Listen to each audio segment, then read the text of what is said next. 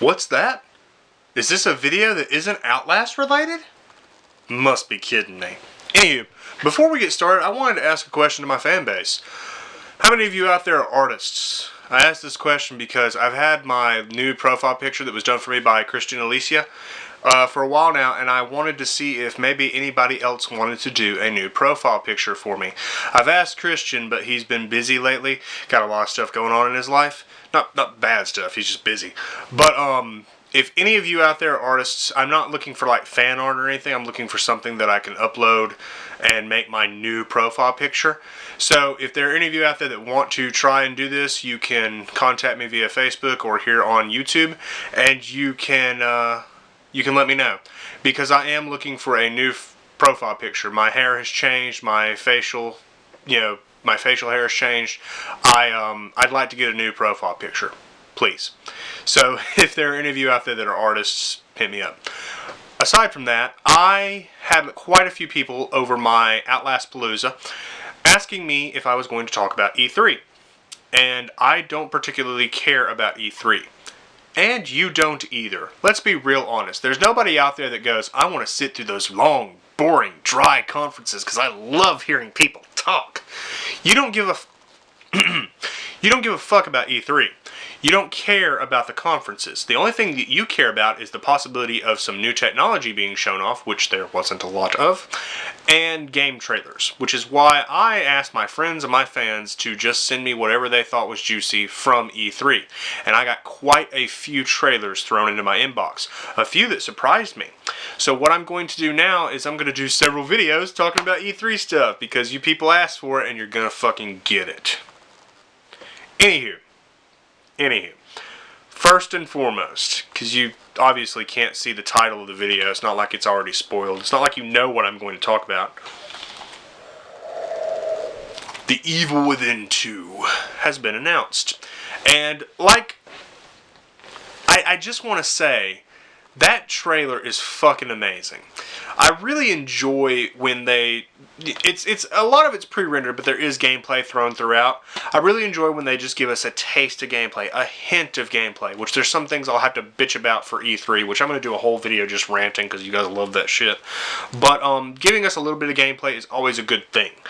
But The Evil Within 2 has been announced, and I was a big fan of the first game. I originally got it for PS3 because I was a broke bitch and didn't have a PS4, and eventually I did upgrade. And I gotta be honest, The Evil Within is just a great little game. I have my problems with the first title. Let me explain something really, really easy here. Very simple. To Bethesda and anybody working on The Evil Within 2, put the whole fucking story in the goddamn game that we purchased, you cunts. Seriously, the only thing that I had a problem with The Evil Within is the fact that if you wanted to fully understand the story, you had to download the Assignment and the Consequence, 2 DLCs that cost, I think, $9 each. That's an extra $20 just to get more of the story. That's fucked. The Evil Within is a great little game, but the story elements and the dysfunction between the player, the disconnect between the story, all these things didn't add up and made it confusing and made people not like it. I like the first game. It's got great gameplay. It's got some decent puzzle elements. It's got, really fucked up monsters. It's fun to play, and the Assignment and the Consequence were damn good, even in some terms better than the main game, I would say. So I just hope that the people working on The Evil Within 2 realize they can do as much DLC as they want. Make 50 DLCs. I don't give a fuck. I'll buy every single one of them if they're good. But put the entire story for The Evil Within 2 in the fucking game that I purchase. I don't want you to fuck the story up again, alright? This could be a franchise, but I'm surprised it got a sequel. I really am, because this first game, while fun, story sucked. Because if you didn't buy the Consequence, you didn't buy the Assignment, you had no idea what was going on with Kidman, you had no idea what happened to Joseph, you had no idea what was going on with Ruvik, you had no idea what was happening when Sebastian, woohoo, blacked out and went somewhere else.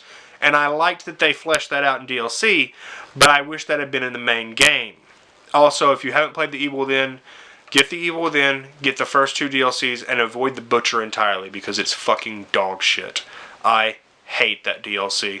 It's not fun. It's actually really frustrating. It's a bunch of arena-style combat, and it's just not fun. It's not fun. Trust me, it's not fun. But The Evil Within 2 has been announced, and it looks fantastic. fantastic. I like that I'm going to be able to jump back into Sebastian's shoes, and there's a lot of things that you probably don't know about The Evil Within. I'll probably end up playing this for the channel just because I like it so much, so you'd be watching out for that, those of you that care.